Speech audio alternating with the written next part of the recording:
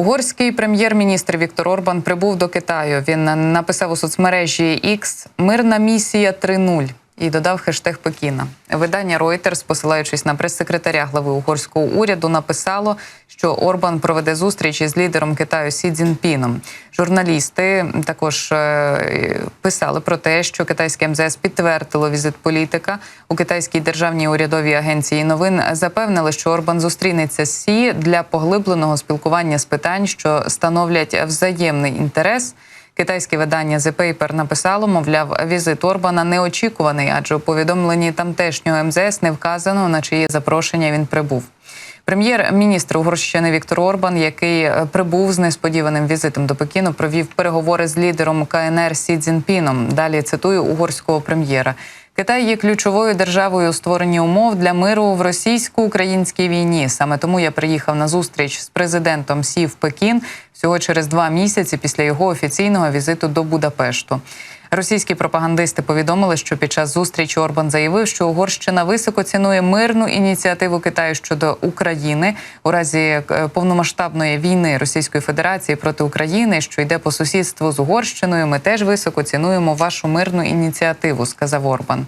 І цим часом прем'єр-міністр Угорщини, ймовірно, прагне переключити увагу Заходу на можливі мирні переговори Росії та України щодо завершення війни. Окрім того, його зусилля спрямовані на підрив підтримки України. Про це напередодні писав Американський інститут вивчення війни. Тамтешні аналітики заявляють, що Орбан продовжує позиціонувати себе як потенційного посередника для припинення війни між Росією та Україною.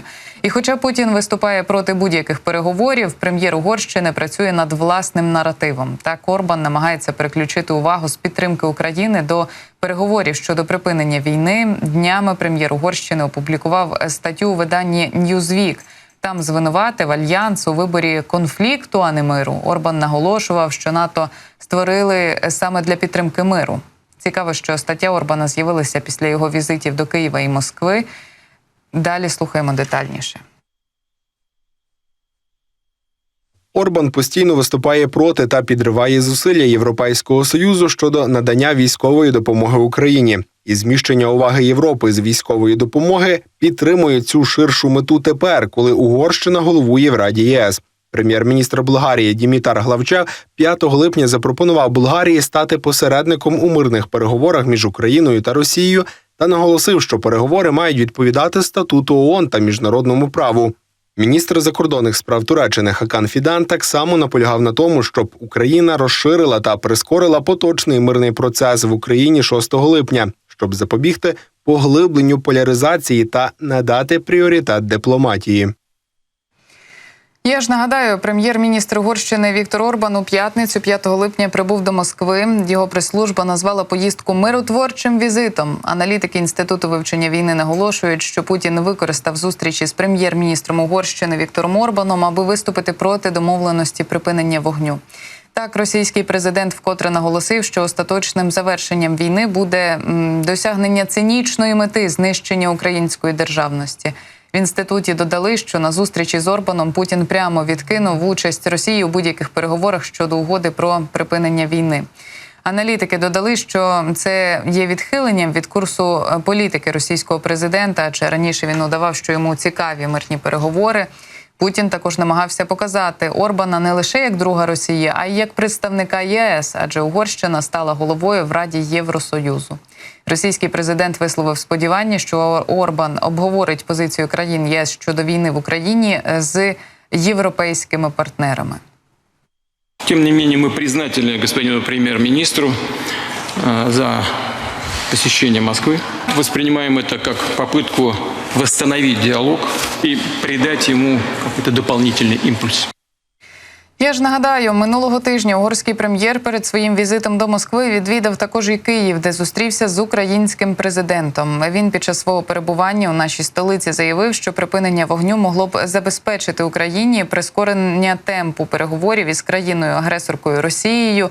Орбан під час прес-конференції з президентом Володимиром Зеленським зазначив, що війна Росії проти України дуже впливає на безпеку Європи.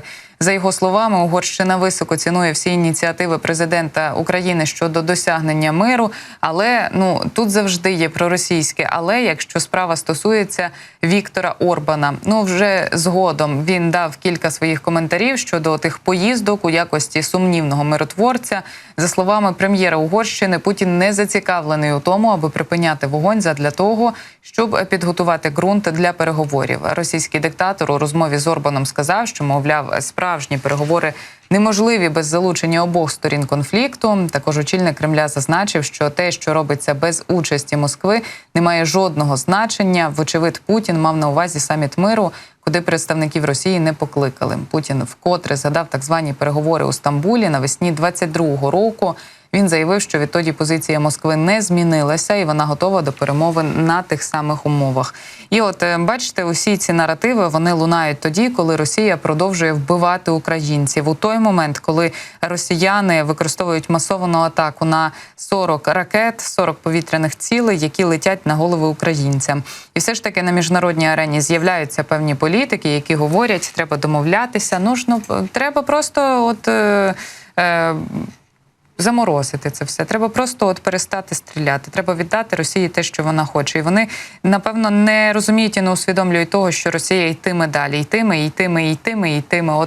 Зараз на екрані можете бачити наслідки чергової терористичної атаки від російського ворога. І це вкотре показує, що Росія може поцілити у будь-яку точку України і про яке перемир'я на цьому етапі російсько-української війни може йтися. Риторичне питання. Віктор Орбан відповіді на нього точно не дасть. Але, бачите, говорить про те, що сторони начебто не готові до порозуміння. Звісно, що не готові. А нащо ви, пане Орбан, туди їздили, до тієї Москви, і ручкалися з Путіном, і всміхалися йому, і взагалі розповідали, який він гарний і розпрекрасний.